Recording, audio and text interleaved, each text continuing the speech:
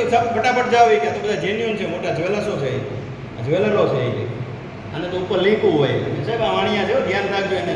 પછી અહીંયા ફોન કરશે તો ગૃહમંત્રીમાં લોચો થશે. સાહેબ કે અત્યારે રાત્રે 11 વાગે પોલીસની ગાડીઓ મોકલાવી 10 મિનિટમાં કામ પતે ને. હું એમ કહું છું તમારા ભાણામાં રોટલો આવ્યો ને તમારે ભૂખ લાગી ને રોટલો આવ્યો ને કેમ રોટલો તમારે અહીંયા નાખ્યો ને તમારે નહીં જોવો. તમારે અહીંયા પોલીસ આવી તમને રાહત મળી ગઈ, તમને માથાકૂટ પ્રતિબંધ થઈ ગઈ, કમ્પ્લીટ થઈ ગયું એ જોવાનું.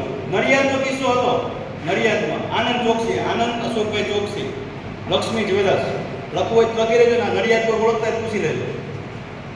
2600 ગ્રામ સોનાનો કિસ્સો હતો. કર્ણાટકની પોલીસ 2 દિવસ રજ ગઈ. ઓલા ચા પાણીને નાય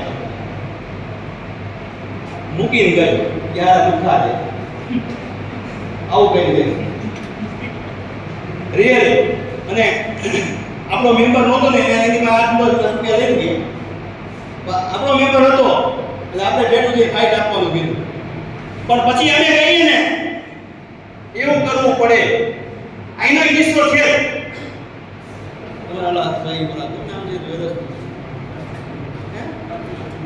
હા શાંતિલાલ જમનાદાસ ભાવેશભાઈ આવ્યા છે નથી આવ્યા પછી એવા હા એટલે એમનો કિસ્સો છે. એમને સોનાનો હાર એક દેવાનો હતો અને મારી પાસે આવ્યા હતા. મારા તો મેમ્બર એ નહોતા. અહીંયા આવ્યા મને આમાંથી બચાવો. આપણે 1 ગ્રામે દીધું નથી. ફાઇટ કરવી પડે. હું કહું કે તમે અહીંથી ખેડકો મારી લ્યો એટલે તમારે માર લેવાનું. તમને ખબર હોવી જોઈએ નીચે જાળી રહી ઊભો હશે દિલેશભાઈ મને મારવા નહીં દે. એટલો વિશ્વાસ રાખવો પડે ખાલી. બાકી તો હું બેઠો છું. હું એમ કહી દઉં સાહેબને આમ કહી દો પછી એવું ના વિચારે કે આ સાહેબ પછી મને નિલેશભાઈ નહીં આવે તો ઓકે જ હોય એમ કે કાયદાની ભાષા છે. આ તમારે કોઈ સોનિયા કોઈ માણસ આવે હું જાઉં દાગીનો ખરીદી કરવા હું એમ કહું કે આ 92 છે કે શું છે ભાઈ કે 85 છે શું છે કે 75 તમને ખ્યાલ આવી જાય ચોરાસી છે તમને ખ્યાલ આવી જાય કે આ જાણકાર છે. કેટલા વેસ્ટેજ લેશો ભાઈ 5-6 શું લેશો?